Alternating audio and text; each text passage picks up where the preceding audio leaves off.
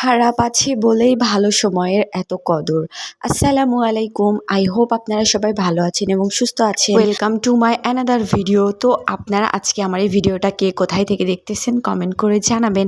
আর এইখানে সকালবেলায় কলা আর চিড়া ভিজিয়ে একসঙ্গে খাচ্ছিলাম।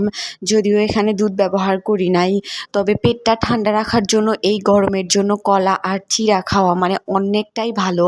আর এইখানে আপনাদের ভাইয়া ডাব কেটে দিচ্ছিল। আর এই ডাবটা কিন্তু আমাদের বগুড়া থেকে পার্সেল আসা ডাব। মানে নিজেদের গাছের ডাব খাওয়ার আলাদা একটা শান্তি। আর এইখানে আপনাদের ভাইয়া সেটাই কেটে দিচ্ছিল। আর এই ডাবের পানি ঠিক 12টার ওইদিকে খাওয়া হচ্ছিল।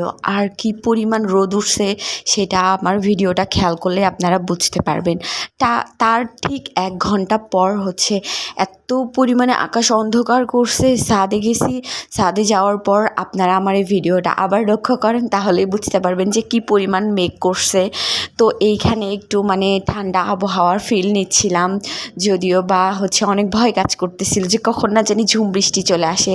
আর আমার কাণ্ড দেখেন, এইখানে আমি কতগুলো জামা কাপড় একদম মেলে দিয়ে একদম নিশ্চিন্তে দাঁড়াই থেকে ভিডিও করতেছিলাম। বৃষ্টি আসার আগের মুহূর্ত যেমন সুন্দর, বৃষ্টি হয়ে যাওয়ার পরেও প্রকৃতিটা দেখতে কিন্তু মাশাআল্লাহ অনেক সুন্দর লাগে। তো এইখানে আমি কিছু স্ন্যাপ ভিডিও করতেছিলাম।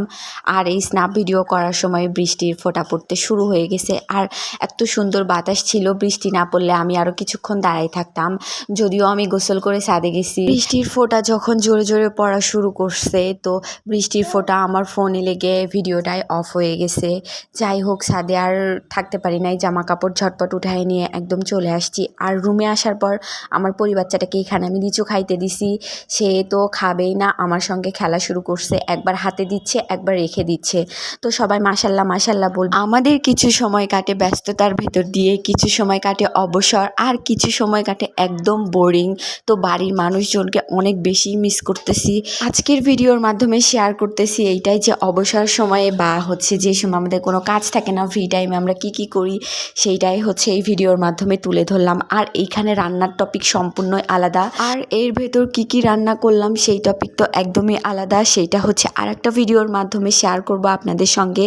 তো এইখানে তো তার একটা ভাবি এই যে আমগুলো দিয়ে গেছে, আমার খাওয়া বেস্ট। আর মাশাল্লাহ এত মিষ্টি, এইটাই মনে হয় আমার ফার্স্ট এই সিজনে জাম খাওয়া। আর যেটা খাওয়ার পর আমি একদম মুগ্ধ হয়ে গেছি, একদম ওয়াও। আপনাদেরকে যদি খাওয়াইতে পারতাম তাহলে আপনারা আমার কথাটা একদম বিশ্বাস করতেন। তো এইখানে আমি তো ফার্স্ট যখন দেখছি তখন ভাবলাম যে একদম সম্পূর্ণই কাঁচা, কেমন যে হবে খাইতে, আজকে হয়তো বা খাওয়া যাবে না।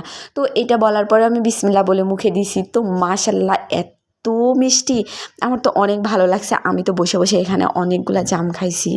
আর এইখানে কিছু ভিডিও করতেছিলাম আপনাদের সঙ্গে শেয়ার করার জন্য।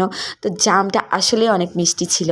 আর এইখানে আপনাদের ভাইয়া রাত্রেবেলা কিছু টুকিটাকি খাবার কিনে নিয়ে এসছে, তার নাকি একটু বাহিরের খাবার খাইতে মন চাচ্ছিল। তো যাই হোক, সেটাও আপনাদের সঙ্গে শেয়ার করে দিলাম। তো ধন্যবাদ সবাইকে ভিডিওটা দেখার জন্য। Till then, tata, bye bye, Allah হাফেজ। দেখা হবে নেক্সট একটা ভিডিওতে। ততদিন পর্যন্ত ভালো থাকবেন, সুস্থ থাকবেন, বাই। আর এইখানে কিন্তু আমি ভিডিও করতেছিলাম আর আপনাদের ভাইয়া আমাকে খাওয়াই দিচ্ছিল।